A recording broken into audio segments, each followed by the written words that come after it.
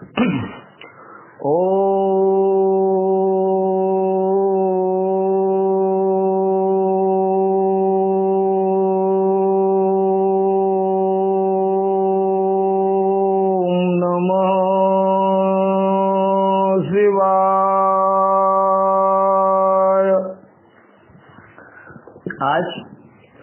पावन ग्रंथ शिव महापुराण का 46वां दिन। आइए भक्ति पूर्वक श्रवण करते हैं। वर्णाश्रम धर्म तथा नारी धर्म का वर्णन, शिव के भजन, चिंतन एवं ज्ञान की महत्ता का प्रतिपादन। महादेव जी कहते हैं कि देवेश्वरी, अब मैं अधिकारी, विद्वान एवं श्रेष्ठ ब्राह्मण भक्तों के लिए संक्षेप से वर्ण धर्म का वर्णन करता हूँ। तीनों काल स्नान, अग्निहोत्र, विधिवत शिवलिंग पूजन, दान, ईश्वर प्रेम, सदा और सर्वत्र दया, सत्य भाषण, संतोष, आस्तिकता, किसी भी जीव की हिंसा न करना, लज्जा, श्रद्धा, अध्ययन, योग, निरंतर अध्यापन, व्याख्यान, ब्रह्मचर्य, उपदेश, श्रवण, तपस्या, क्षमा, शौच, शिखा धारण, यज्ञोपवीत धारण, पगड़ी धारण करना, दुपट्टा लगाना, निषिद्ध वस्तु का सेवन न करना, रुद्राक्ष की माला पहनना, प्रत्येक पर्व में विशेषतः चतुर्दशी को शिव की पूजा करना, ब्रह्मकूट का पान, प्रत्येक मास में ब्रह्मकूट से विधि पूर्वक मुझे नहलाकर मेरा विशेष रूप से पूजन करना, संपूर्ण क्रियान्न का त्याग, श्राद्धान्न का परित्याग, बासी अन्न तथा विशेषतः यावक यानी कुल्थी या बोरो धान का त्याग, मध्य और मध्य की गंध का त्याग, शिव को निवेदित यानी चंडीश्वर के भाग नैवेद्य का त्याग, ये सभी वर्णों के सामान्य धर्म हैं। ब्राह्मणों के लिए विशेष धर्म ये है: क्षमा, शांति, संतोष, सत्य, अस्तेय, चोरी ना करना, ब्रह्मचर्य, शिव ज्ञान, वैराग्य, भस्म सेवन और सब प्रकार की आसक्तियों से निर्वृत्ति। इन 10 धर्मों को ब्राह्मणों का विशेष धर्म कहा गया है। अब योगियों अर्थात यतियों के लक्षण बताए जाते हैं, जिनमें भिक्षान्न भोजन उनका विशेष धर्म है। यह वानप्रस्थ आश्रम वालों के लिए भी उनके समान ही अभीष्ट है। इन सबको और ब्रह्मचारियों को भी रात में भोजन नहीं करना चाहिए। पढ़ाना, यज्ञ करना और दान लेना, इनका विधान मैंने विशेषतः क्षत्रिय और वैश्य के लिए नहीं किया है। मेरे आश्रम में रहने वाले राजाओं या क्षत्रियों के लिए थोड़े में धर्म का संग्रह इस प्रकार है: सब वर्णों की रक्षा, युद्ध में शत्रुओं का वध, दुष्ट पक्षियों, मृगों तथा दुराचारी मनुष्यों का दमन करना, सब लोगों पर विश्वास न करना, केवल शिव योगियों पर ही विश्वास रखना, ऋतु काल में ही स्त्री संसर्ग करना, सेना का संरक्षण, गुप्तचर भेजकर लोक में घटित होने वाले समाचारों को जानना, सदा अस्त्र धारण करना तथा भस्म में कंचुक धारण करना, गौरक्षा, वाणिज्य और कृषि, ये वैश्य के धर्म बताए गए हैं। शूद्रेतर वर्णों, ब्राह्मण, क्षत्रिय और वैश्यों की सेवा शूद्र का धर्म कहा गया है। बाग लगाना, मेरे तीर्थों की यात्रा करना तथा अपनी धर्म पत्नी के साथ ही समागम करना गृहस्थ के लिए विहित धर्म है। वनवासियों, यतियों और ब्रह्मचारियों के लिए ब्रह्मचर्य का पालन मुख्य धर्म है। स्त्रियों के लिए पति की सेवा ही सनातन धर्म है, दूसरा नहीं। कल्याणी, यदि पति की आज्ञा हो तो नारी मेरा पूजन भी कर सकती है। जो स्त्री पति की सेवा छोड़कर व्रत में तत्पर होती हो वह नरक में जाती है। इस विषय में विचार करने की आवश्यकता नहीं है। अब मैं विधवा स्त्रियों के सनातन धर्म का वर्णन करूंगा। व्रत, दान, तप, शौच, भूमि शयन, केवल रात में ही भोजन, सदा ब्रह्मचर्य का पालन, भस्म अथवा जल से स्नान, शांति, मौन, क्षमा, विधि पूर्वक सभी जीवों को अन्न का वितरण, अष्टमी, चतुर्दशी, पूर्णिमा तथा विशेषतः एकादशी को विधिवत उपवास और मेरा पूजन, ये विधवा स्त्रियों के धर्म है। ये भी इस प्रकार मैंने संक्षेप से अपने आश्रम का सेवन करने वाले ब्राह्मणों, क्षत्रियों, वैश्यों, सन्यासियों, ब्रह्मचारियों तथा वानप्रस्थों और गृहस्थों के धर्म का वर्णन किया। साथ ही शूद्र और नारियों के लिए भी सनातन धर्म का उपदेश दिया। देवेश्वरी, तुम्हें सदा मेरा ध्यान और मेरे सदक्षर मंत्र का जप करना चाहिए। यही संपूर्ण वेदोक्त धर्म है और यही धर्म और अर्थ का संग्रह है।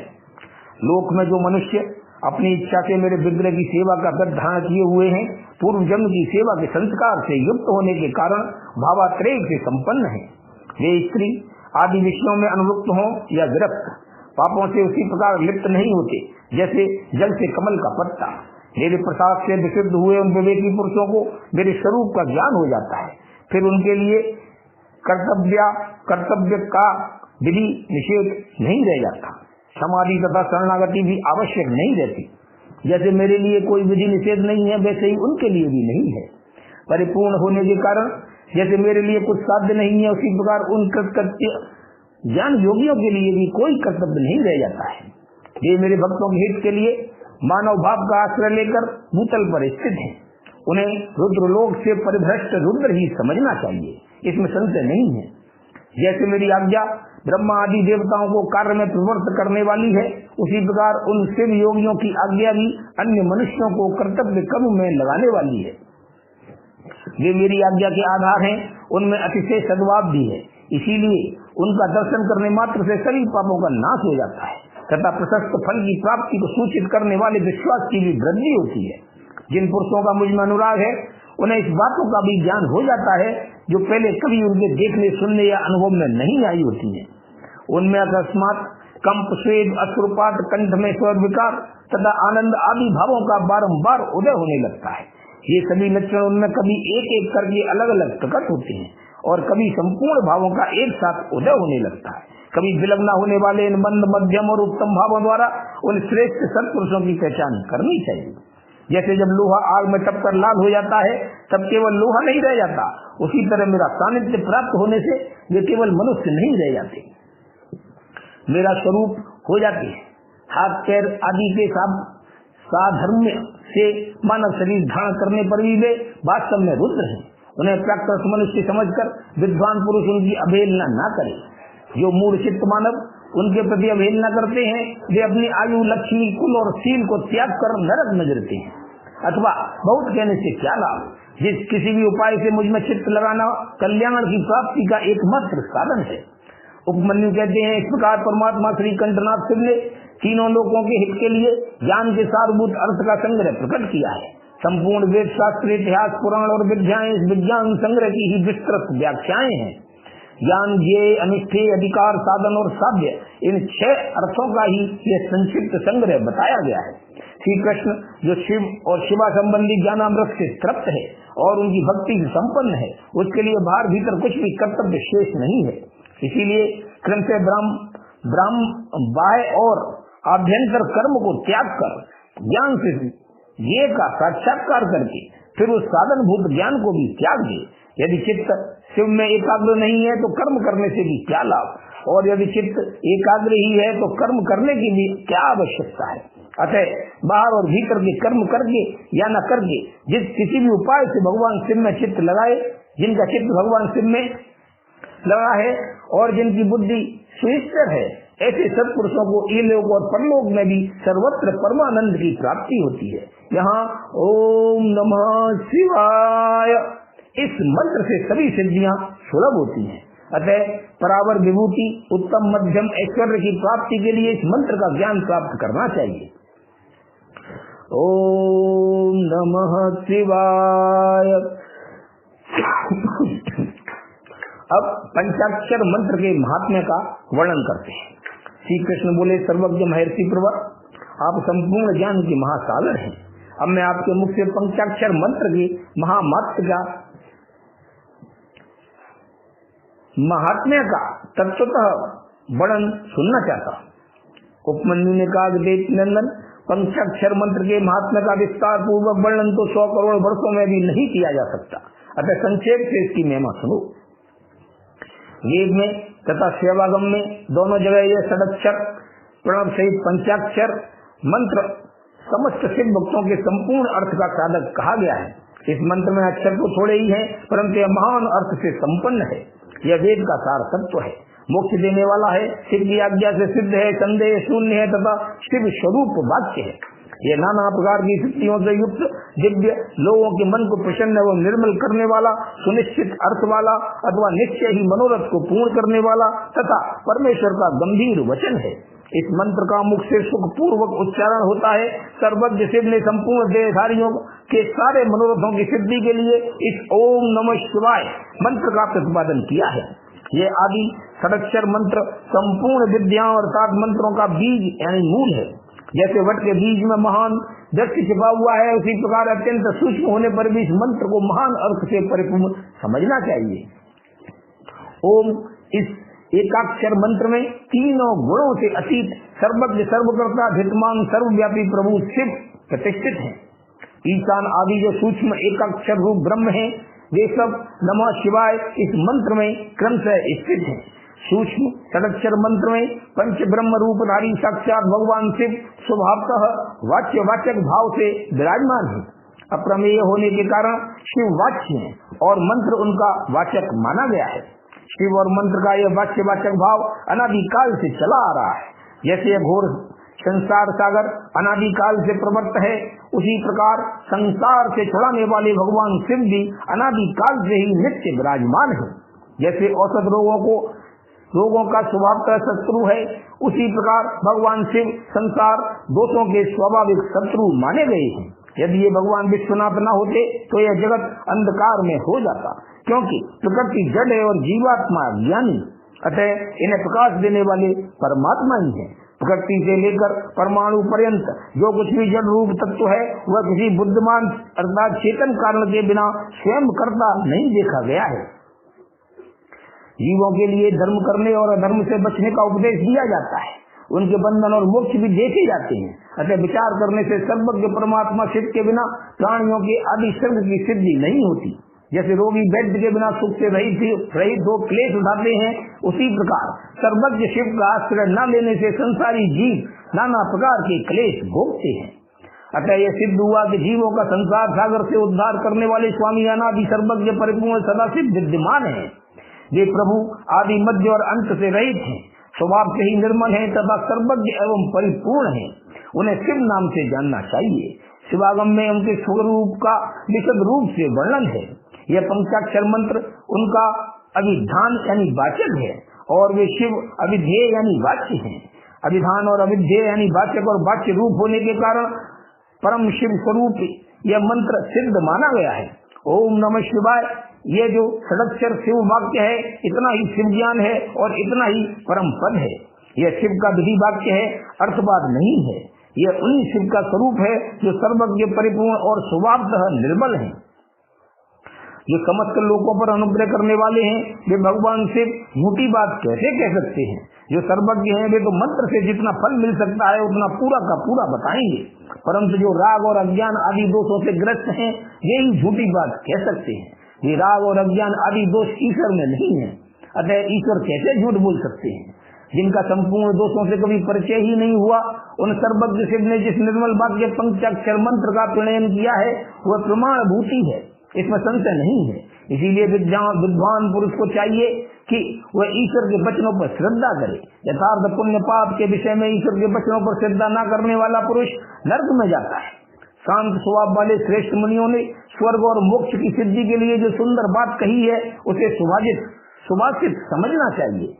जो वाक्य राग द्वेष असत्य काम क्रोध और तृष्णा का अनुसरण करने वाला हो वह नरक का हेतु का होने के कारण दुर्भाषित कहलाता है। अविद्या एवं राग से युक्त वाक्य जन्म मरण रूप संसार क्लेश की प्राप्ति में कारण होता है। अतः वह कोमल ललित अथवा संस्कृत यानी संस्कार युक्त हो तो भी उससे क्या लाभ? जिसे सुनकर कल्याण की प्राप्ति हो तथा राग आदि दोषों का नाश हो जाए, वह वाक्य सुंदर शब्दावली से युक्त न हो तो भी शोभन तथा समझने योग्य है। मंत्रों की संख्या बहुत होने पर भी जिस विमल षडक्षर मंत्र का निर्माण सर्वज्ञ शिव ने किया है उसके समान कोई दूसरा मंत्र है ही नहीं। षडक्षर मंत्र में 6 अंगों सहित संपूर्ण वेद और शास्त्र विद्यमान है, अतः उसके समान दूसरा कोई मंत्र कहीं नहीं है। 7 करोड़ महामंत्रों और अनेक उप मंत्रों से यह षडक्षर मंत्र उसी प्रकार भिन्न है जैसे वृत्ति से सूत्र। जितने शिव ज्ञान है और जो विद्या स्थान है वे सब षडक्षर मंत्र रूपी सूत्र के संक्षिप्त वाक्य हैं। जिसके हृदय में ओम नमः शिवाय यह षडक्षर मंत्र प्रतिष्ठित है उसे दूसरे बहुसंख्यक मंत्रों और अनेक विस्तृत शास्त्रों से क्या प्रयोजन है? जिसने ओम नमः शिवाय इस मंत्र का जब दृढ़ता पूर्वक अपना लिया है उसने संपूर्ण शास्त्र पढ़ लिया और समस्त शुभ कृत्यों का अनुष्ठान पूरा कर लिया है। आदि में नमः पद से युक्त शिवाय ये 3 अक्षर जिसकी जिह्वा के अग्रभाग में विद्यमान है उसका जीवन सफल हो गया। पंचाक्षर मंत्र के जप में लगा हुआ पुरुष यदि पंडित मूर्ख अंत्यज अथवा अधम भी हो तो भी वह पाप पंजर से मुक्त हो जाता है। ओम नमः शिवाय। अब पंचाक्षर मंत्र की महिमा, उसमें समस्त वाङ्मय की स्थिति, उसकी उपदेश परंपरा, देवी रूपा पंचाक्षरी विद्या का ध्यान, उसके समस्त और व्यस्त अक्षरों के ऋषि, छंद, देवता, बीज, शक्ति तथा अंगन्यास आदि का विचार। देवी बोली, महेश्वर, दुर्जय, दुर्लंघ एवं कलुषित कलिकाल में जब सारा संसार धर्म से विमुख हो, पाप में अंधकार से आच्छादित हो जाएगा, वर्ण और आश्रम संबंधी आचार नष्ट हो जाएंगे, धर्म संकट उपस्थित हो जाएगा, सबका अधिकार संदिग्ध, अनिश्चित और विपरीत हो जाएगा, उस समय उपदेश की प्रणाली नष्ट हो जाएगी और गुरु शिष्य की परंपरा भी जाती रहेगी। ऐसी परिस्थिति में आपके भक्त किस उपाय से मुक्त हो सकते हैं? महादेव जी ने कहा कि देवी, कलिकाल के मनुष्य मेरी परम मनोरम पंचाक्षरी विद्या का आश्रय ले भक्ति से भावित चित्त होकर संसार बंधन से मुक्त हो जाते हैं, जो अकथनीय और अचिंतनीय है। उन मानसिक, वाचिक और शारीरिक दोषों से जो दूषित, कृतज्ञ, निर्दय, छली, लोभी और कुटिल चित्त हैं, वे मनुष्य भी यदि मुझ में मन लगाकर मेरी पंचाक्षरी विद्या का जप करेंगे, उनके लिए वह विद्या ही संसार भय से तारने वाली होगी। देवी, मैंने बारंबार प्रतिज्ञा पूर्वक यह बात कही है कि भूतल पर मेरा पतित हुआ भक्त भी इस पंचाक्षरी विद्या के द्वारा बंधन से मुक्त हो जाता है। देवी बोली, यदि मनुष्य पतित होकर सर्वथा कर्म करने के योग्य न रह जाए तो उसके द्वारा किया गया कर्म नरक की ही प्राप्ति कराने वाला होता है। ऐसी दशा में पतित मानव इस विद्या द्वारा कैसे मुक्त हो सकता है? महादेव जी ने कहा, सुंदरी, तुमने ये बहुत ठीक बात पूछी है। अब इसका उत्तर सुनो। पहले मैंने इस विषय को गोपनीय समझकर अब तक प्रकट नहीं किया था।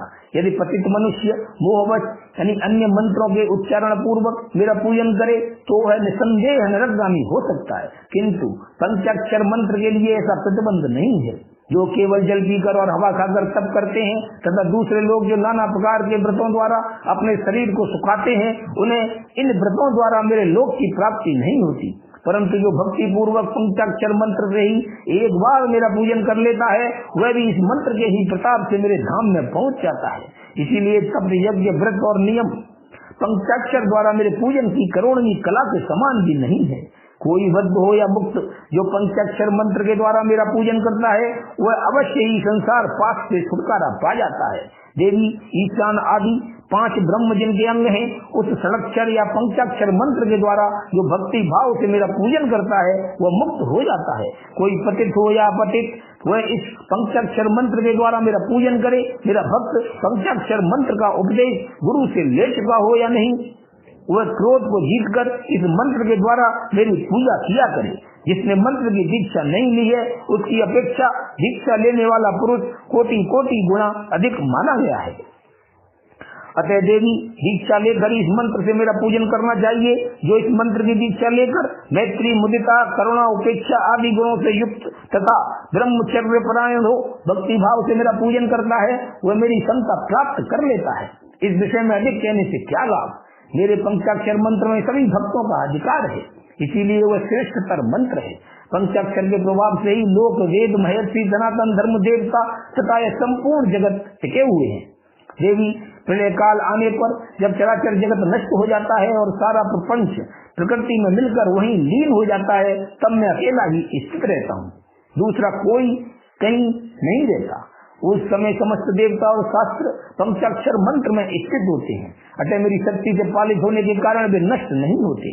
तदनंतर मुझसे प्रकृति और पुरुष के भेद से युक्त सृष्टि होती है। तत्पश्चात त्रिगुणात्मक मूर्तियों का संहार करने वाला अवान्तर प्रलय होता है। उस प्रलय काल में भगवान नारायण देव मायामय शरीर का आश्रय ले जल के भीतर शेष शैया पर शयन करते हैं। उनके नाभि कमल से पंचमुख ब्रह्मा जी का जन्म होता है। ब्रह्मा जी तीनों लोकों की सृष्टि करना चाहते थे, किंतु कोई सहायक न होने से उसे कर नहीं पाते थे। तब उन्होंने पहले अमित तेजस्वी 10 महर्षियों की सृष्टि की, जो उनके मानस पुत्र कहे गए हैं। उन पुत्रों की सिद्धि बढ़ाने के लिए पिता में ब्रह्मा ने मुझसे कहा, महादेव, महेश्वर, मेरे पुत्रों को शक्ति प्रदान कीजिए। उनके इस प्रकार प्रार्थना करने पर 5 मुख धारण करने वाले मैंने ब्रह्मा जी के प्रति प्रत्येक मुख से एक एक अक्षर के क्रम से 5 अक्षरों का उपदेश किया। लोक पितामह ब्रह्मा जी ने भी अपने 5 मुखों द्वारा क्रम से उन 5 अक्षरों को ग्रहण किया और वाच्य भाव से मुझ महेश्वर को जाना। मंत्र के प्रयोग को जानकर प्रजापति ने विधिवत उसे सिद्ध किया। तत्पश्चात उन्होंने अपने पुत्रों को यथावत रूप से उस मंत्र का और उसके अर्थ का भी उपदेश दिया। साक्षात लोक पितामह ब्रह्मा से उस मंत्र रत्न को पाकर मेरी आराधना की इच्छा रखने वाले उन मुनियों ने उनकी बताई हुई पद्धति से उस मंत्र का जप करते हुए मेरू के रमणीय शिखर पर मुंजवान पर्वत के निकट 1 सहस्त्र दिव्य वर्षों तक तीव्र तपस्या की। वे लोक सृष्टि के लिए अत्यंत उत्सुक थे, इसीलिए वायु पीकर कठोर तपस्या में लग गए। जहाँ उनकी तपस्या चल रही थी वह श्रीमान मुंजवान पर्वत सदा ही मुझे प्रिय है और मेरे भक्तों ने निरंतर उसकी रक्षा भी की है। उन ऋषियों की भक्ति देखकर मैंने तत्काल उन्हें प्रत्यक्ष दर्शन दिया और उन 8 ऋषियों को पंचाक्षर मंत्र के ऋषि चंद्र देवता बीज शक्ति कीलक सदंग न्यास दिग्बंध और विनियोग इन सभी बातों का पूर्ण रूप से ज्ञान कराया। संसार की सृष्टि बढ़े इसके लिए मैंने उन्हें मंत्र की सारी विधियां बताई। तब वे उस मंत्र के महात्म्य से तपस्या में बहुत बढ़ गई और देवताओं तथा मनुष्य की सृष्टि का भली भांति विस्तार करने लगे। अब इस उत्तम विद्या पंचाक्षरी के स्वरूप का वर्णन किया जाता है।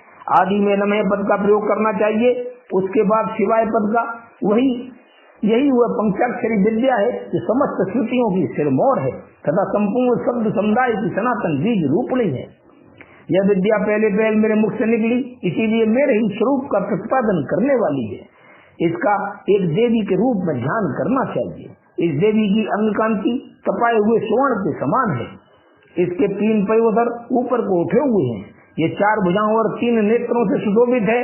इसके मस्तक पर बाल चंद्रमा का मुकुट है। 2 हाथों में पद्म और उत्पल है, अन्य 2 हाथों में वरद और अभय की मुद्रा है।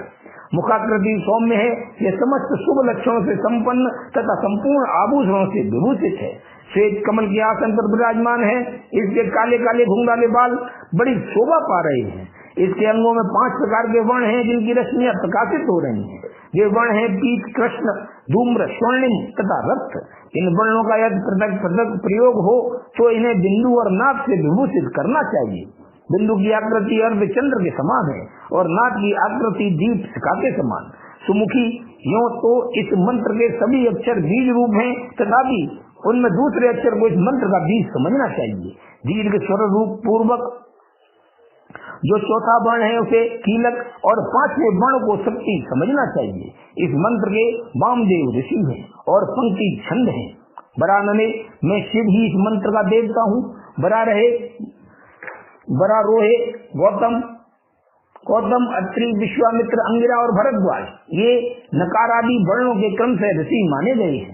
गायत्री, अनुष्टुप, त्रिष्टुप, बृहति और विराट ये क्रम से 5 अक्षरों के छंद हैं। इंद्र, रुद्र, विष्णु, ब्रह्मा और स्कंद ये क्रम से उन अक्षरों के देवता हैं। बरानने मेरे पूर्व आदि 4 दिशाओं के तथा ऊपर के 5 मुख इन नकारादि अक्षरों के क्रम से स्थान है। पंचाक्षर मंत्र का पहला अक्षर उदात्त है, दूसरा और चौथा भी उदात्त ही है, 5वां स्वरित है और तीसरा अक्षर अनुदात्त माना गया है। इस पंचाक्षर मंत्र के मूल विद्या शिव, शौर सूत्र तथा पंचाक्षर नाम जाने। शैव यानी सिर संबंधी बीज, विलंब मेरा विशाल हृदय है। नकार सिर कहा गया है, मकार शिखा है, कवच है, वा नेत्र है और यकार अस्त्र है। इन वर्णों के अंत में अंगों के चतुर्थ्यंत रूप के साथ क्रमशः नमः शिवाय, स्वाहा, वशत, हुम, वौसत और फट जोड़ने से अनन्यास होता है। देवी थोड़े से भेद के साथ यह तुम्हारा भी मूल मंत्र है। उस पंचाक्षर मंत्र में जो 5वां वर्ण यह है उसे 12वें स्वर से विभूषित किया जाता है, अर्थात नमः शिवाय के स्थान पर नमः शिवाय कहने से यह देवी का मूल मंत्र हो जाता है। अतः साधक को चाहिए कि इस मंत्र से मन, वाणी और शरीर के भेद से हम दोनों का पूजन, जप और होम करें। मन आदि के भेद से यह पूजन 3 प्रकार का होता है, मानसिक, वाचिक और शारीरिक। देवी जिसकी जैसी समझ हो, जिसे जितना समय मिल सके, जिसकी जैसी बुद्धि, शक्ति, संपत्ति, उत्साह एवं योग्यता और प्रीति हो, उसके अनुसार वह शास्त्र विधि से जब कभी, जहाँ कहीं अथवा जिस किसी भी साधन द्वारा मेरी पूजा कर सकता है, उसकी की हुई वह पूजा उसे अवश्य मोक्ष की प्राप्ति करा देगी। सुंदरी, मुझ में मन लगाकर जो कुछ क्रम या व्यतिक्रम से किया गया हो वह कल्याणकारी तथा मुझे प्रिय होता है। तथापि जो मेरे भक्त हैं और कर्म करने में अत्यंत विवश असमर्थ नहीं हो गए हैं, उनके लिए सब शास्त्रों में मैंने ही नियम बनाया है। उस नियम का उन्हें पालन करना चाहिए। अब मैं पहले मंत्र की दीक्षा लेने का शुभ विधान बता रहा हूँ, जिसके बिना मंत्र जप निष्फल होता है और जिसके होने से जप कर्म अवश्य सफल होता है। ओम नमः शिवाय। गुरु से मंत्र लेने तथा उसके जप करने की विधि, 5 प्रकार के जप तथा उसकी महिमा, मंत्र गणना के लिए विभिन्न प्रकार की मालाओं का महत्व तथा अंगुलियों के उपयोग का वर्णन, जप के लिए उपयोगी स्थान तथा दिशा, जप में वर्जनीय बातें, सदाचार का महत्व, आस्तिकता की प्रशंसा तथा पंचाक्षर मंत्र की विशेषता का वर्णन। महादेव जी कहते हैं कि वरानने आज्ञाहीन, क्रियाहीन, श्रद्धाहीन तथा विधि के पालनार्थ आवश्यक दक्षिणा से हीन जो जप किया जाता है वह सदा निष्फल होता है। मेरा स्वरूप भूत मंत्र यदि आज्ञा सिद्ध, क्रिया सिद्ध और श्रद्धा सिद्ध होने के साथ ही दक्षिणा से भी युक्त हो तो उसकी सिद्धि होती है और उससे महान फल प्राप्त होता है। शिष्य को चाहिए कि वह पहले तत्ववेत्ता, आचार्य, जपशील, सद्गुण संपन्न, ध्यान योग परायण एवं ब्राह्मण गुरु की सेवा में उपस्थित हो।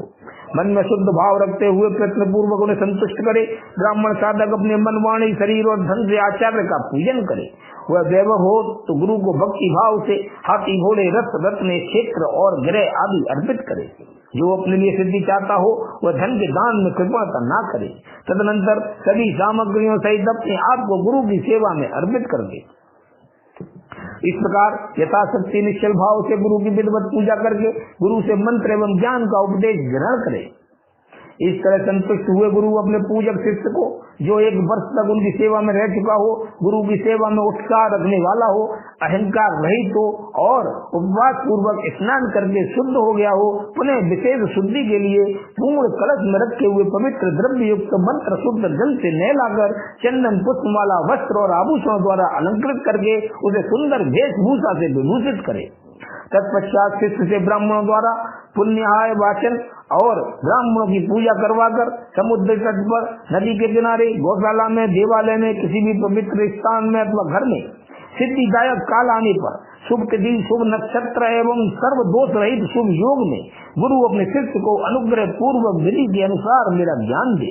एकांत स्थान में अत्यंत प्रसन्न चित्त हो, उच्च स्वर से हम दोनों के उस उत्तम मंत्र का शिष्य से बड़ी भांति उच्चारण कराए।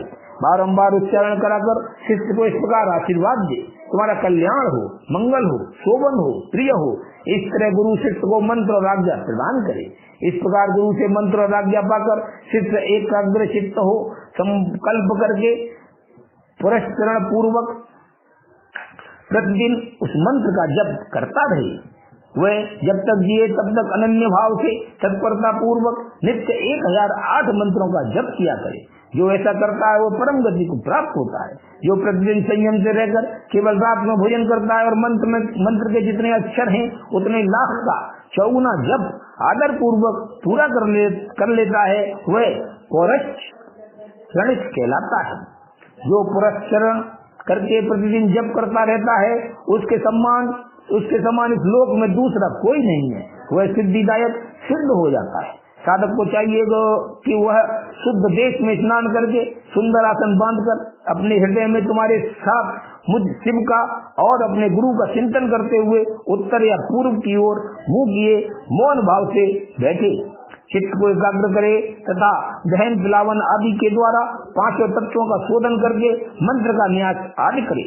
इसके बाद सकलीकरण की क्रिया संपन्न करके प्राण और अपान नियम करते हुए हम दोनों के स्वरूप का ध्यान करें और विद्या स्थान अपने रूप, ऋषि, छंद, देवता, बीज, शक्ति तथा मंत्र के वाक्यार्थ रूप मुझ परमेश्वर का स्मरण करके पंचाक्षरी का जप करें।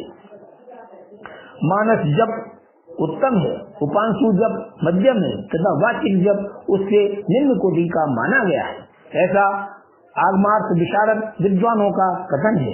जो ऊंचे नीचे स्वर से युक्त तथा अस्पष्ट और अस्पष्ट स्पष्ट और अस्पष्ट पदों एवं अक्षरों के साथ मंत्र का वाणी द्वारा उच्चारण करता है उसका यह जप वाचिक कहलाता है। जिस जप में केवल जिह्वा मात्र हिलती है अथवा बहुत धीमे स्वर से अक्षरों का उच्चारण होता है तथा जो दूसरों के कान में पड़ने पर भी उन्हें कुछ सुनाई नहीं देता, ऐसे जप को उपांशु कहते हैं। जिस जप में अक्षर षडंतिका एक वर्ण से दूसरे वर्ण का, एक पद से दूसरे पद का तथा शब्दों और अर्थ का मन के द्वारा बारंबार चिंतन मात्र होता है वह मानस जप कहलाता है। वाचिक जप 1 गुना ही फल देता है, उपांशु जप 100 गुना फल देने वाला बताया जाता है। मानस जप का फल 600 गुना बताया गया है तथा सगर्भ जप उससे 100 गुना अधिक फल देने वाला है। प्राणायाम पूर्वक जो जप होता है उसे सगर्भ जप कहते हैं। अगर्भ जप में भी आदि और अंत में प्राणायाम कर लेना श्रेष्ठ बताया गया है। मंत्रार्थ वेदता बुद्धिमान साधक प्राणायाम करते समय 40 बार मंत्र का स्मरण कर ले। जो ऐसा करने में असमर्थ हो वह अपनी शक्ति के अनुसार जितना हो सके उतने ही मंत्रों का मानसिक जप कर ले। 5, 3 अथवा 1 बार अवर्ग या सवर्ग प्राणायाम करे। इन दोनों में सवर्ग प्राणायाम श्रेष्ठ माना गया है।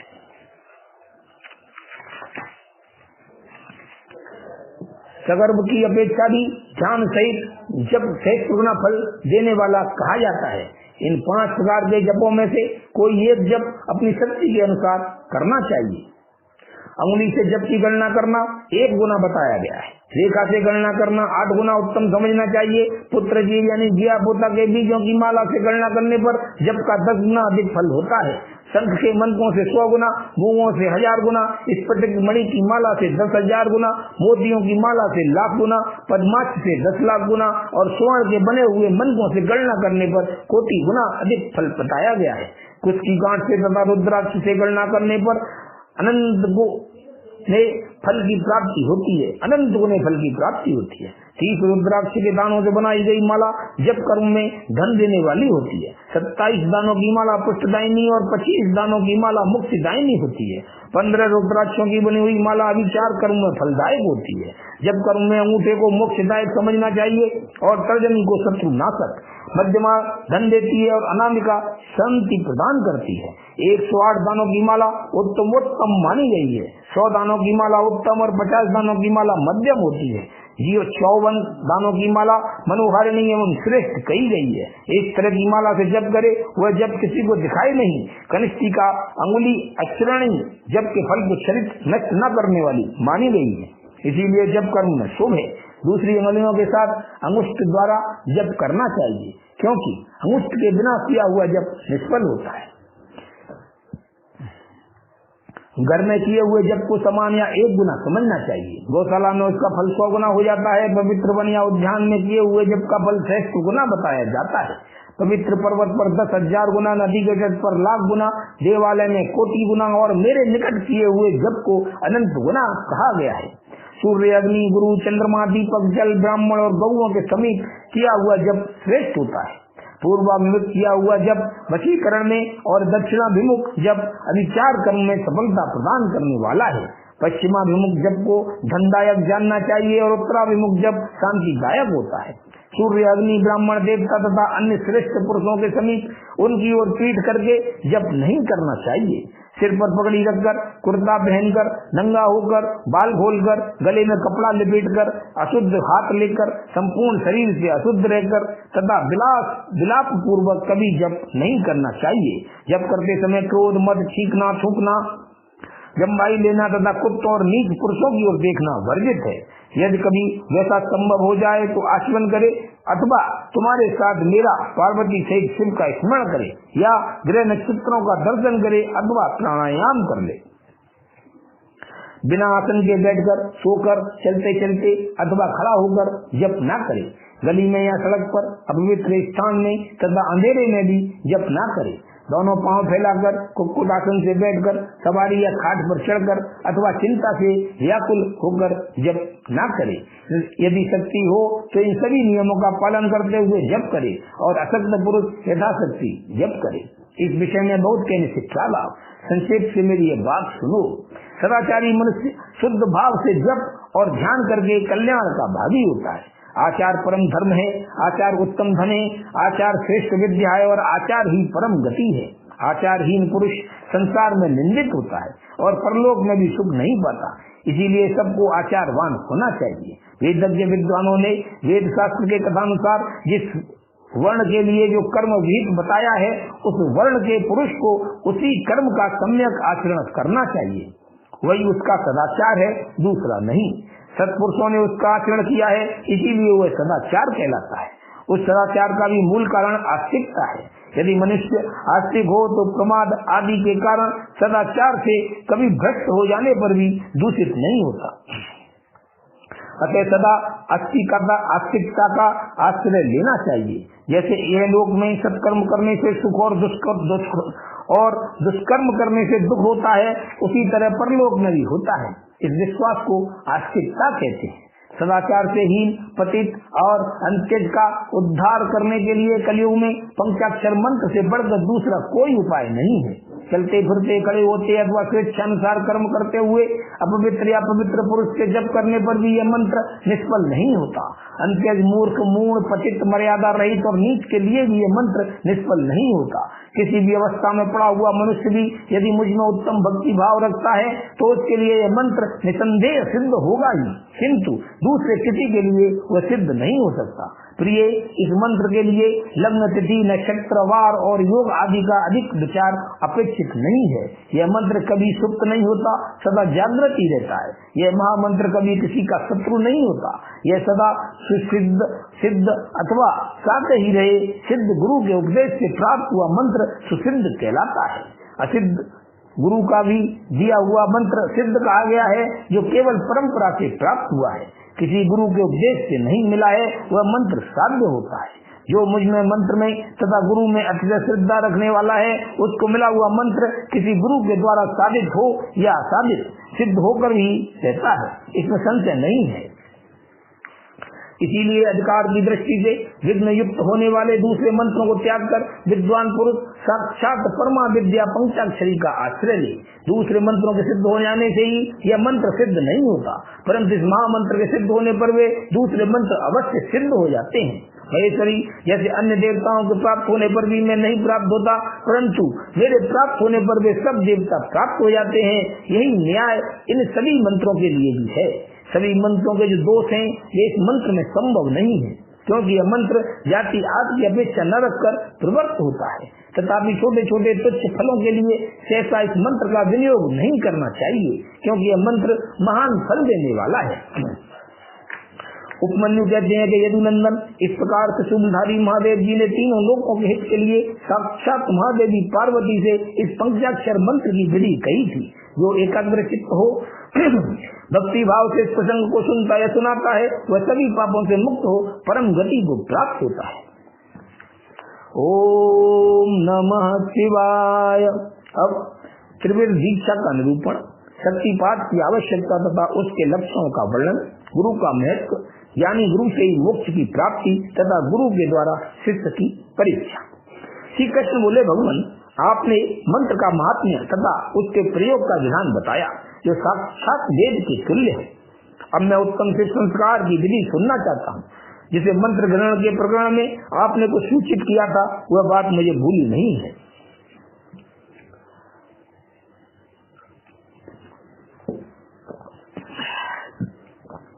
उपमन्यु ने कहा कि अच्छा, मैं तुम्हें शिव द्वारा कथित परम पवित्र संस्कार का विधान बता रहा हूँ, जो समस्त पापों का शोधन करने वाला है। मनुष्य जिसके प्रभाव से पूजा आदि में उत्तम अधिकार प्राप्त कर लेता है, उस सदस्व शोधन कर्म को संस्कार कहते हैं।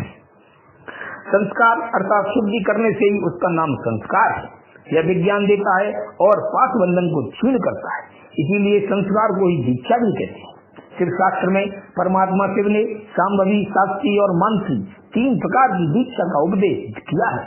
गुरु के दृष्टपात मात्र से, स्पर्श से तथा संभाषण से भी जीव को जो तत्काल पापों का नाश करने वाली संज्ञा सम्यक बुद्धि प्राप्त होती है, वह सांभवी दीक्षा कहलाती है। उस दीक्षा के भी दो भेद हैं, तीव्रा और तीव्रतरा। पापों के क्षीण होने में जो शीघ्रता या मंदता होती है, उसी के भेद से ये दो भेद हुए हैं। जिस दीक्षा से तत्काल सिद्धि या शांति प्राप्त होती है, वह तीव्रतरा मानी गई है। जीवित पुरुष के पाप का अत्यंत शोधन करने वाली जो दीक्षा है, उसे तीव्रा कहा गया है। गुरु योग मार्ग से शिष्य के शरीर में प्रवेश करके ज्ञान दृष्टि से जो ज्ञानवती दीक्षा देते हैं वह शाक्ति कही गई है। क्रियावती दीक्षा को मंत्री दीक्षा कहते हैं। इसमें पहले होम कुंड और यज्ञ मंडप का निर्माण किया जाता है। फिर गुरु बाहर से मंद या मनंतर उद्देश्य को लेकर शिष्य का संस्कार करते हैं। शक्तिपात के अनुसार शिष्य गुरु के अनुग्रह का भाजन होता है। शैव धर्म का अनुसरण शक्तिपात मूलक है, अतः संक्षेप से उसके विषय में निवेदन किया जाता है। जिस शिष्य में गुरु की शक्ति का पात नहीं हुआ उसमें शुद्धि नहीं आती तथा उसमें न तो विद्या, न शिवाचार, न मुक्ति और न सिद्धियां ही होती हैं। अतः प्रचुर शक्तिपात के लक्षणों को देखकर गुरु ज्ञान अथवा क्रिया के द्वारा शिष्य का शोधन करे। जो मोहवश इसके विपरीत आचरण करता है वह दुर्बुद्धि नष्ट हो जाता है। अतः गुरु सब प्रकार से शिष्य का परीक्षण करे। उत्कृष्ट बोध और आनंद की प्राप्ति ही शक्तिपात का लक्षण है, क्योंकि वह परम शक्ति प्रबोधा नंद रूपणी है, आनंद और बोध का लक्षण है। अंतःकरण में शाब्दिक विकार, जब अंतःकरण द्रवित होता है तब बाह्य शरीर में कंप, रोमांच, स्वर विकार, नेत्र विकार और अंग विकार प्रकट होते हैं। शिष्य भी शिव पूजन आदि में गुरु का संपर्क प्राप्त करके अथवा उनके साथ रह करके उनमें प्रकट होने वाले इन लक्षणों से गुरु की परीक्षा करे। शिष्य गुरु का शिक्षणीय होता है और उसका गुरु के प्रति गौरव होता है। इसीलिए सर्वथा प्रयत्न करके शिष्य ऐसा आचरण करे जो गुरु के गौरव के अनुरूप हो। जो गुरु है वह शिव कहा गया है और जो शिव है वह गुरु माना गया है। विद्या के आकार में शिव ही गुरु बनकर विराजमान है। जैसे शिव है वैसी विद्या है, जैसी विद्या है वैसे गुरु है। शिव विद्या और गुरु के पूजन से समान फल मिलता है। शिव सर्वदेवात्मक है और गुरु सर्व मंत्र में। अतः संपूर्ण यत्न से गुरु की आज्ञा को शिरोधार्य करना चाहिए। यदि मनुष्य अपना कल्याण चाहने वाला और बुद्धिमान है तो वह गुरु के प्रति मन, वाणी और क्रिया द्वारा कभी मिथ्याचार, कपटपूर्ण बर्ताव न करे।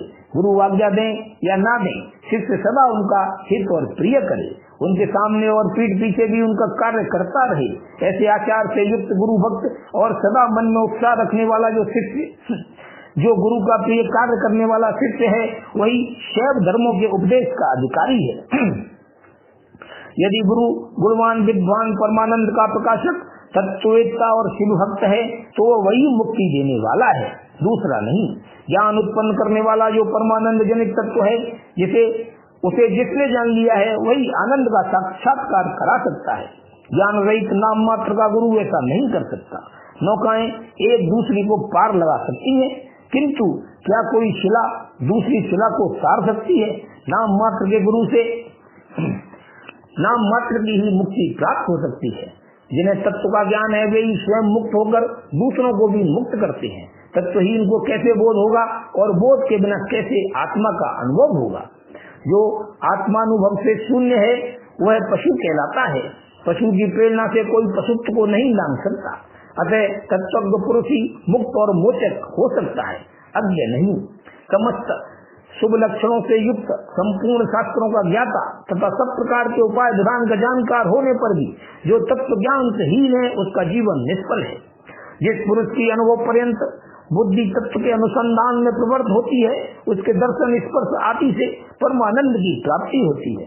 अतः जिसके संपर्क से ही उत्कृष्ट बोध स्वरूप आनंद की प्राप्ति संभव हो, बुद्धिमान पुरुष उसी को अपना गुरु चुने, दूसरे को नहीं। योग्य गुरु का जब तक अच्छी तरह ज्ञान न हो जाए तब तक विनयाचार, चतुर, मुमुक्षु शिष्यों को उनकी निरंतर सेवा करनी चाहिए। उनका अच्छी तरह ज्ञान सम्यक परिचय हो जाने पर उनमें सुस्थिर भक्ति करे।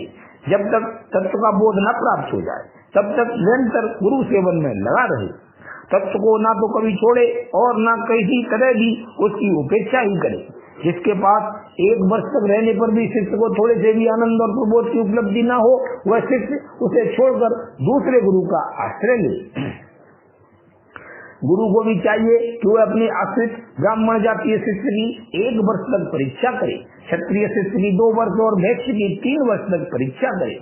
प्राणों को संकट में डालकर सेवा करने और अधिक धन देने आदि का अनुकूल प्रतिकूल आदेश देकर उत्तम जाति वालों को छोटे काम में लगाकर और छोटों को उत्तम काम में नियुक्त करके उनके धैर्य और सहनशीलता की परीक्षा करे। गुरु के तिरस्कार आदि करने पर भी जो विषाद को नहीं प्राप्त होते वे ही संयमी शुद्ध तथा शिव संस्कार कर्म के योग्य हैं। जो किसी की हिंसा नहीं करते, सबके प्रति दयालु होते हैं, सदा हृदय में उत्साह रखकर सभी कार्य करने को उद्यत रहते हैं, अभिमान शून्य बुद्धिमान और स्पर्धा रहित होकर प्रिय वचन बोलते हैं, सरल कोमल स्वच्छ विनयशील श्रेष्ठ चित्त सोचाचार से संयुक्त और शिव भक्त होते। ऐसे आचार व्यवहार वाले विजातियों को मन वाणी शरीर और क्रिया द्वारा यथोचित रीति से शुद्ध करके तत्व का बोध कराना चाहिए। ये शास्त्रों का निर्णय है। शिव संस्कार कर्म में नारी का स्वतः अधिकार नहीं है। यदि वह शिव भक्त हो तो पति की आज्ञा से ही उक्त संस्कार की अधिकारिणी होती है। विधवा स्त्री का पुत्र आदि की अनुमति से, कन्या का पिता की आज्ञा से शिव संस्कार में अधिकार होता है। शूद्रों पतितों और वर्ण संस्कारों के लिए सदस्य शोधन यानी शिव संस्कार का विधान नहीं है। वे भी यदि परम कारण शिव में स्वाभाविक अनुराग रखते हो तो शिव का चरणों तक लेकर अपने पापों की शुद्धि करे। ओम नमः शिवाय। अब समय संस्कार या समयाचार की दीक्षा की विधि। उपमन्यु कहते हैं कि यदुनंदन नाना प्रकार के दोषों से रहित शुद्ध स्थान और पवित्र दिन में गुरु पहले शिष्य का समय नामक संस्कार करे। गंध वर्ण और रस आदि से विधि पूर्वक भूमि की परीक्षा करके वास्तु शास्त्र में बताई हुई पद्धति से वहाँ मंडप का निर्माण करे। मंडप के बीच में वेदी बनाकर 8 दिशाओं में छोटे छोटे कुंड बनाए। फिर ईशान कोण में या पश्चिम दिशा में प्रधान कुंड का निर्माण करे। एक ही प्रधान कुंड बनाकर चंदोबा ध्वज तथा अनेक प्रकार की बहुसंख्यक मालाओं से उसको सजाए। तत्पश्चात वेदी के मध्य भाग में शुभ लक्षणों से युक्त मंडल बनाए। लाल रंग के सुवर्ण आदि के चूर्ण से वह मंडल बनाना चाहिए। मंडल ऐसा हो कि उसमें ईश्वर का आवाहन किया जा सके। निर्धन मनुष्य सिंदूर तथा अघनी या तिन्नी के चावल के चूर्ण से मंडल बनाए। उस मंडप में 1 या 2 हाथ का श्वेत या लाल कमल बनाए। 1 हाथ के कमल की कर्णिका 8 अंगुल की होनी चाहिए। उसके केसर 4 अंगुल में हो और शेष भाग में अष्टदल आदि की कल्पना करे। 2 हाथ के कमल की कर्णिका आदि 1 हाथ वाले से दुगनी होनी चाहिए। उक्त वेदी या मंडप के ईशान कोण में पुनः एक वेदी पर 1 हाथ या आधे हाथ का मंडल बनाए और उसे शोभाजनक सामग्रियों से सुशोभित करे। तत्पश्चात धान चावल सरसों तिल फूल और कुशा से उस मंडल को आच्छादित करके उसके ऊपर शुभ लक्षण से युक्त शिव कलश की स्थापना करे। वह कलश सोना चांदी तांबा अथवा मिट्टी का होना चाहिए। उस पर गंध पुष्पाक्षत कुश और दूर्वांकुर रखे। उसके कंठ में सफेद सूत लपेटा जाए और उसे 2 नूतन वस्त्रों से आच्छादित किया जाए। उसमें शुद्ध जल भर दिया जाए। कलश में 1 मुट्ठा कुश अग्रभाग ऊपर की ओर करके डाला जाए। सुवर्ण आदि द्रव्य छोड़ा जाए और उस कलश को ऊपर से ढक दिया जाए। उस आसन रूप कमल के उत्तर तल में सूत्र आदि के बिना झारी या जड़ुआ वर्धनी विशिष्ट जल पात्र शंख चक्र और कमल दल आदि सब सामग्री संग्रह करके रखे। उक्त आसन मंडल के अग्रभाग में चंदन मिश्रित जल से भरी हुई वर्धनी अस्त्र राज के लिए रखे। फिर मंडल के पूर्व भाग में पूर्ववत मंत्र युक्त कलश की स्थापना करके शिव की विधि पूर्वक महापूजा आरंभ करे। समुद्र नदी के किनारे गौशाला में पर्वत के शिखर पर देवालय में अथवा घर में या किसी भी मनोहर स्थान में मंडपाती रचना के बिना पूर्वोक्त सभी कार्य करे। फिर पूर्ववत मंडल और अग्नि की वेदी बनाकर गुरु प्रसन्न मुख से पूजा भवन में प्रवेश करे। वहाँ सब प्रकार के मंगल कृत्य का संपादन करके नित्य कर्म के अनुष्ठान पूर्वक मंडल के मध्य भाग में महेश्वर की महापूजा करने के अनंतर पुनः शिव कलश पर शिव का आवाहन पूजन करे। पश्चिमाभिमुख यज्ञ रक्षक ईश्वर का ध्यान करके अस्त्रराज की वर्धनी में दक्षिण की ओर ईश्वर के अस्त्र की पूजा करे। फिर मंत्र युक्त कलश में मंत्र तथा मुद्रा आदि का न्यास करके मंत्र विशारद गुरु मंत्र का याद करे। इसके बाद देशिक शिरोमणि गुरु प्रधान कुंड में शिवाग्नि की स्थापना करके उसमें होम करे। साथ ही दूसरे ब्राह्मण भी चारों ओर से उसमें आहुति डालें। आचार्य से आधे या चौथाई होम का उनके लिए विधान है। आचार्य शिरोमणि को प्रधान कुंड में ही हवन करना चाहिए। दूसरे लोगों को स्वाध्य, स्तोत्र एवं मंगल पाठ करना चाहिए। अन्य शिव भक्त भी वहाँ विधिवत जप करे। नृत्य, गीत, वाद्य एवं अन्य मंगल कृत्य भी होने चाहिए। सदस्यों का विधिवत पूजन, पुण्य वाचन तथा पुनः भगवान शंकर का पूजन संपन्न करके शिष्य पर अनुग्रह करने की इच्छा मन में ले आचार्य महादेव जी से इस प्रकार प्रार्थना करे। प्रसीद देव देवेशी देहमा विश्व मामकम विमोचयनम विश्वे घृणानिदे। हे देव देवेश्वर प्रसन्न होइए, विश्वनाथ दयानिधे, मेरे शरीर में प्रवेश करके आप कृपा पूर्वक इस शिष्य को बंधन मुक्त कराइए। तदनंतर मैं ऐसा ही करूंगा। इस प्रकार इष्ट देव की अनुमति पाकर गुरु उस शिष्य को जिसने उपवास किया हो या हविष्य भोजन किया हो अपने निकट बुलाए। वह शिष्य एक समय भोजन करने वाला और विरक्त हो गए। स्नान करके प्रातः काल का कृत्य पूरा कर चुका हो, मंगल कृत्य का संपादन करके प्रणव का जप और महादेव जी का ध्यान कर रहा हो, उसे पश्चिम या दक्षिण द्वार के सामने मंडल में कुछ के आसन पर उत्तर की ओर मुंह करके बिठाए और गुरु स्वयं पूरब की ओर मुंह करके खड़ा हो रहे। शिष्य ऊपर की ओर मुंह करके हाथ जोड़ ले। गुरु प्रोक्षणी के जल से शिष्य का प्रोक्षण करके उसके मस्तक पर अस्त्र मुद्रा द्वारा फूल फेंक कर मारे। फिर अभिमंत्रित नूतन वस्त्र आधे दुपट्टे से उसकी आंखें बांध देवे। इसके बाद शिष्य को दरवाजे से मंडल के भीतर प्रवेश कराए। शिष्य भी गुरु से प्रेरित हो शंकर जी की 3 बार प्रदक्षिणा करे। इसके बाद प्रभु को सुवर्णा मिश्रित पुष्पांजलि चढ़ाकर पूर्व या उनकी उत्तर की ओर मुंह करके पृथ्वी पर दंड की भांति गिरकर साष्टांग प्रणाम करे। तदनंतर मूल मंत्र से गुरु शिष्य का प्रोक्षण करके पूर्ववत अस्त्र मंत्र के द्वारा उसके मस्तक पर फूल से ताड़न करने के पश्चात नेत्र बंधन खोल देवे। शिष्य पुनः मंडल की ओर देखकर हाथ जोड़ प्रभु को प्रणाम करे। इसके बाद शिव स्वरूप आचार्य शिष्य को मंडल के दक्षिण अपने बाएं भाग में कुछ के आसन पर बिठाए और महादेव जी की आराधना करके उसके मस्तक पर शिव का भरत हाथ रखे। मैं शिव हूँ अभिमान से युक्त गुरु शिव के तेज से संपन्न अपने हाथ को शिष्य के मस्तक पर रखे और शिव मंत्र का उच्चारण करे। उसी हाथ से वह शिष्य के संपूर्ण अंगों का स्पर्श करे।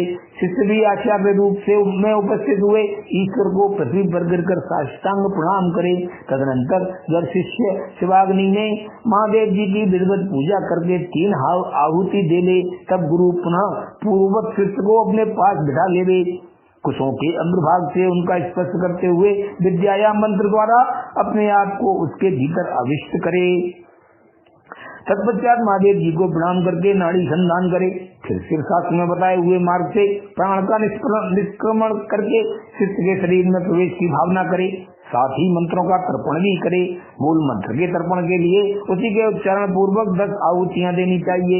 फिर अंगों के तर्पण के लिए अंग मंत्रों द्वारा ही क्रमशः 3 आहुतियां देवे। इसके बाद पूर्ण आहुति देकर मंत्र वेदता गुरु प्रायश्चित के निमित्त मूल मंत्र से पुनः 10 आहुतियां अग्नि में डाले।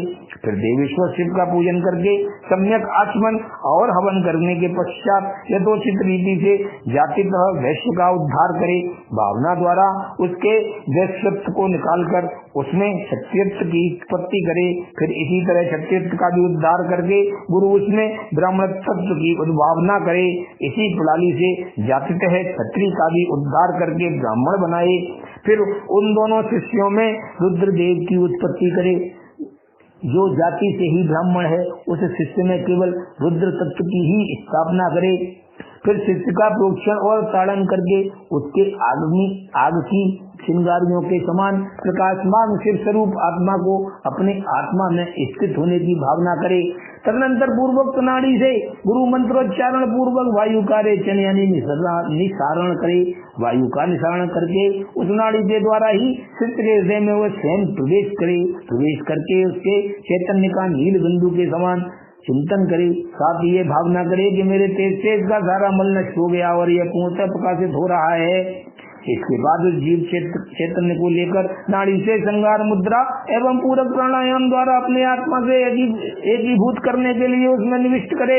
फिर रेचक की ही भांति कुंभक द्वारा उसी नाड़ी से उस जीव चैतन्य को वहां से लेकर शिष्य के हृदय में स्थापित कर देवे। तत्पश्चात शिष्य का स्पर्श करके शिष्य से उपलब्ध हुए यज्ञोपवीत को उसे देकर गुरु 3 बार आहुति दे, पूर्णाहुति होम करे।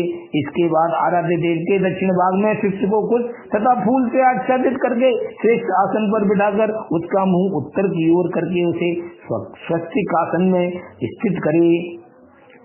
शिष्य गुरु की ओर हाथ जोड़े रहे। गुरु स्वयं पूर्वाभिमुख हो एक श्रेष्ठ आसन पर खड़ा रहे और पहले से ही स्थापन पूर्वक सिद्ध किए हुए पूर्ण घटक को लेकर शिव का ध्यान करते हुए मंत्र पाठ तथा मांगलिक वाद्यों की ध्वनि के साथ शिष्य का अभिषेक करे। तदनंतर शिष्य उस अभिषेक के जल को पहुंचकर श्रेष्ठ वस्त्र धारण करे, आचमन करके अलंकृत हो, हाथ जोड़ मंडप में जाए। तब गुरु पहले की भांति उसे कुशासन पर बिठाकर मंडल में महादेव जी की पूजा करके करन्यास करे। इसके बाद मनी मन महादेव जी का ध्यान करते हुए दोनों हाथों में बसले शिष्य के अंगों में लगाए और शिव मंत्र का उच्चारण करे। तदनंतर शिवाचार्य मात्रकान्यास के मार्ग से शिष्य का दहन प्लाव नादि सकलीकरण करके उसके मस्तक पर शिव के आसन का ध्यान करे और वहां शिव का आवाहन करके यथोचित रीति से उसकी मानसिक पूजा करे। तत्पश्चात हाथ जोड़कर महादेव जी को प्रार्थना करे कि हे प्रभु, आप नित्य यहाँ विराजमान हो। इस तरह प्रार्थना करके मनी मन भावना करे कि शिष्य भगवान शंकर के तेज से प्रकाशित हो रहा है। इसके बाद पुनः शिव की पूजा करके शिवारूपणी से भी आज्ञा प्राप्त करके गुरु शिष्य के कान में धीरे धीरे शिव मंत्र का उच्चारण करे। शिष्य हाथ जोड़े हुए उस मंत्र को सुनकर उसी में मन लगा। शिवाचार्य की आज्ञा के अनुसार धीरे धीरे उसकी आवृत्ति करे। फिर मंत्र ज्ञान कुशल आचार्य शास्त्र मंत्र का उपदेश दे, उसका सुख पूर्वक उच्चारण करवाकर शिष्य के प्रति मंगलाशंसा करे। तत्पश्चात संक्षेप से वाक्यवाचक योग के अनुसार ईश्वर रूप मंत्र का उपदेश देकर योगासन की शिक्षा देवे। तदनंतर शिष्य गुरु की आज्ञा से शिव अग्नि तथा गुरु के समीप भक्ति भाव से प्रतिज्ञा पूर्वक निम्नांकित रूप से दीक्षा वाक्य का उच्चारण करे।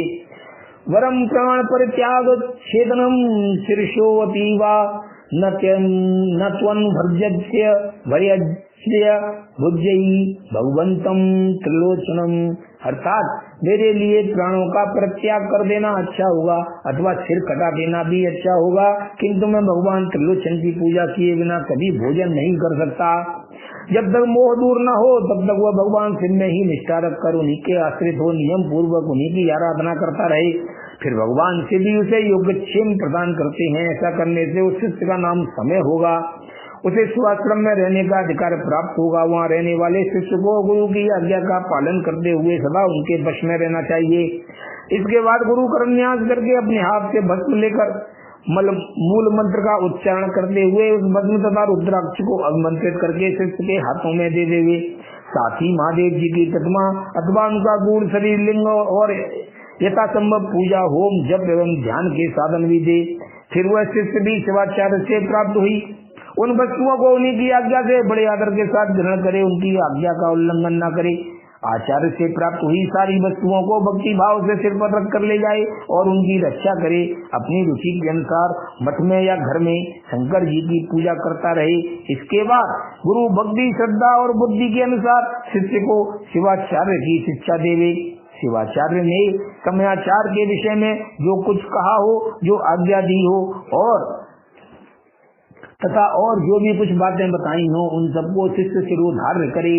गुरु के आदेश से ही वह शिवागम का धिरण पठन और श्रवण करे, न तो अपनी इच्छा से करे और न दूसरे की प्रेरणा से। इस प्रकार मैंने संक्षेप से संस्कार समयाचार की दीक्षा का वर्णन किया है। यह मनुष्यों को समस्त शिवधाम की प्राप्ति कराने के लिए सबसे उत्तम साधन है। ओम नमः शिवाय।